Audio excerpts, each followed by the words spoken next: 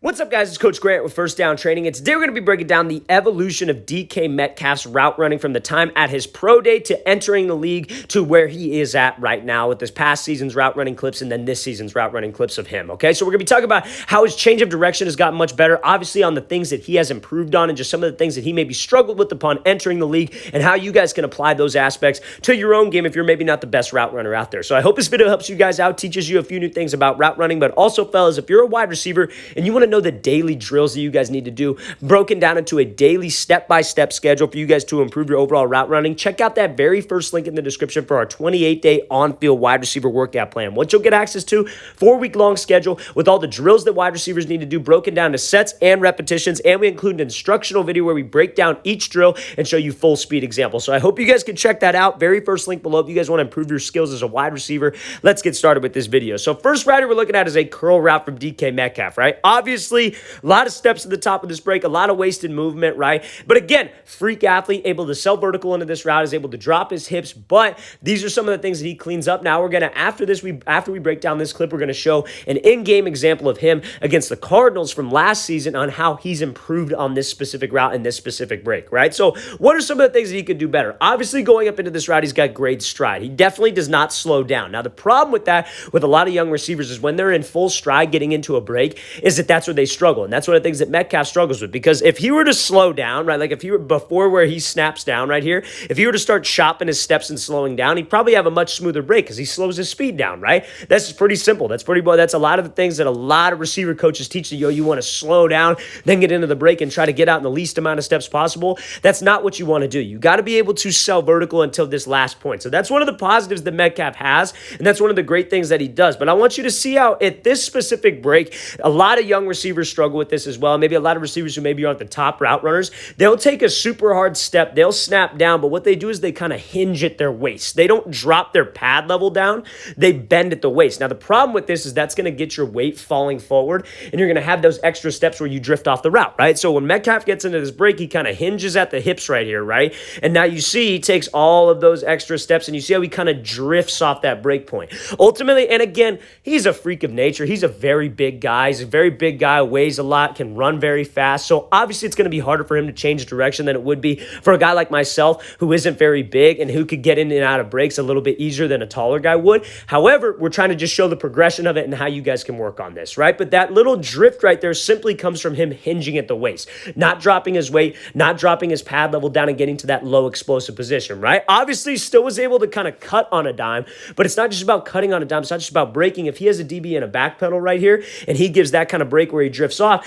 that guy's going to drive on this thing and he's going to be able to make a play. We're giving him more time to react than we should be, right? So now let's go back to the start of this clip. Let's watch it full speed. Now we'll get into this route afterwards where it actually shows how he's improved on dropping his whole entire body weight rather than hinging at the waist, right? So now this is going to be like a stop route, but again, the routes change, but the breaks stay the same. You may be running a comeback, you may be running a curl route, you may be running a stop route, but it remains the same. How you decelerate is by dropping your pad level, not hinging at your waist, right? So let's watch the thing here. He gives this little pressure stutter and then he's able to drop down and be able to get out of this break. Now, again, you see how he's able to he still takes extra steps at the break, right? He still doesn't get out of this thing in the least amount of steps possible, as everybody likes to talk about, but it's more of a drop of his butt rather than a bend in his waist going forward, right? It's more of a drop of his pad level. So when he gets into this break, you see how when he snaps, it's still in stride. He's not chopping his feet, but you see how it's more of like a drop of his weight. It's not like he's bending forward. I think in this situation, he probably could have gotten a little bit lower. And in some other clips, a clip from this year, actually,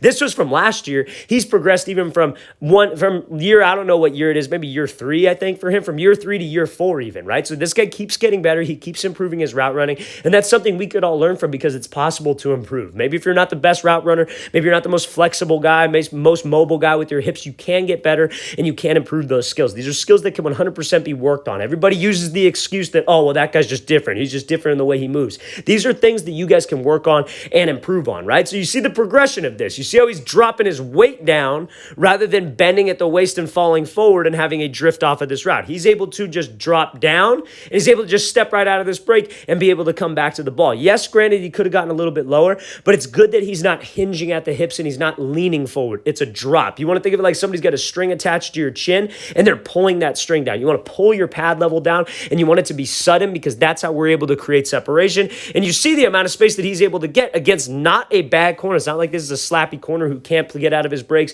who can't drive on this route. So that's a pretty good example of Metcalf getting better at that hip drop. Now we're going to take a look at two more examples of how he's been able to eliminate certain indicators on his route. Okay, so let's watch the thing full speed again one more time. And it's a lot easier to come to balance when you're 15 yards downfield off of a stutter for sure. But that's a great example of Metcalf not hinging at the waist, right? So now this, I know this clip is a little bit blurry, but this is the best example I was able to get of this. But when he's running this comeback right here in the end zone, right? So one of the main keys that especially being a bigger dude is you got to try to eliminate those indicators, right? And especially being a faster guy, because a lot of the times you see it, the guys who have the toughest time making those change of direction cuts, like the guys getting in and out of breaks, are the super, super fast guys who maybe don't have the most body control.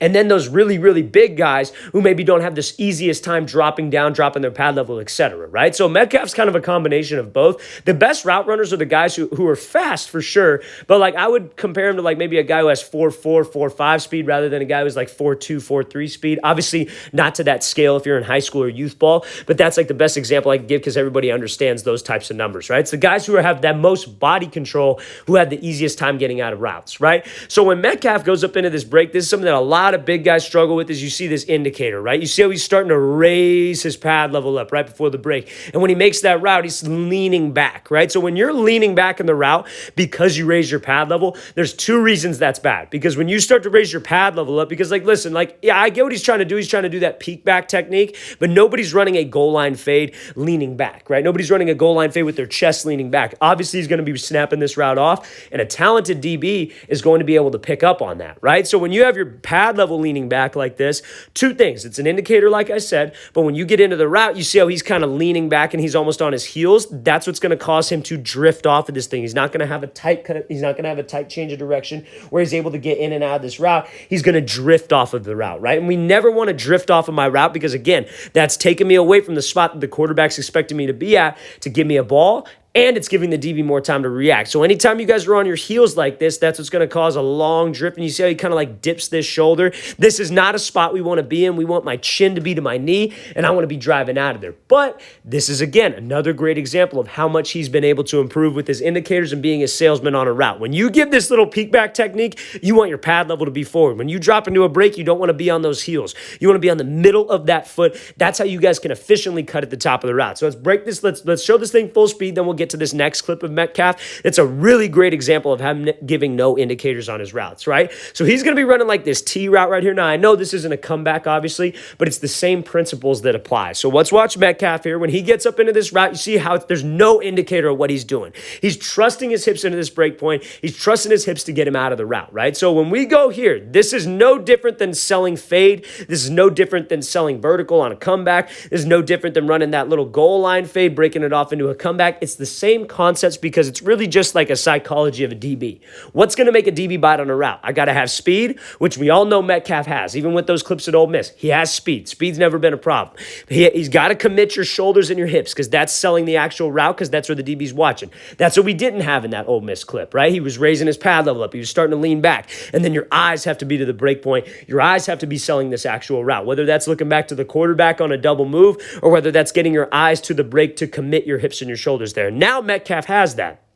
Now that kind of brings me back to the point that I was talking about, where if you want to get in and out of a break, actually selling the route, actually being fast, actually committed to it, you have to trust your hips, and right? You don't want to hinge at the waist. You actually want to drop your pad level, and you see how he's actually dropping his butt now. He's actually dropping his pad level down into a low explosive position, like somebody's got a string attached to his chin, and his chin is going to his knee, right? He's not on his toes. He's on the arch of his foot. That's such a much improved break from him. He's such an improved route runner from the time that he entered the league, that it really shows that it's these technical details that will get you more separation. And granted, you never saw him getting this much separation when he entered the league. He was just a freak athlete. He was just better, faster than everybody else, bigger than everybody else. But for him to be able to create separation like this, that is so dang dangerous, and that is so tough to stop. So if you guys are a bigger receiver, a faster receiver, you really have to work on these details, right? Because, again, when Metcalf made that transition from Ole Miss to the league, right, everybody's good in the next level. Everybody's good in the league. Trust me. Everybody loves to say, oh, that corner's bad. Oh, he's trash. Oh, this, that, and the third. But everybody's really good. Everybody's a great athlete. And same thing when you go from high school to college. The competition just jumps and you're not going to get away with as many things. So the details matter, the technical points matter, and that's what's going to get you better. So let's watch the thing again, full speed one more time. Great job by Metcalf, actually selling this route, committing with speed, committing with his pad level, and trusting his hips and those violent feet to get him out of this route. All right, guys, really want to thank you for watching. I really appreciate it. I hope this video helped you guys out a little bit, gave you some value. And if you guys have any questions at all, please don't hesitate to leave those in the comment section below. I'll get back to you as soon as I possibly can. Always appreciate the feedback. Always appreciate the things you guys have to say. And again, fellas, if you want a 4-week-long on-field wide receiver workout schedule, all the daily drills that wide receivers need to do broken down into sets and repetitions for you, check out that very first link in that description below. I'll see you guys next time.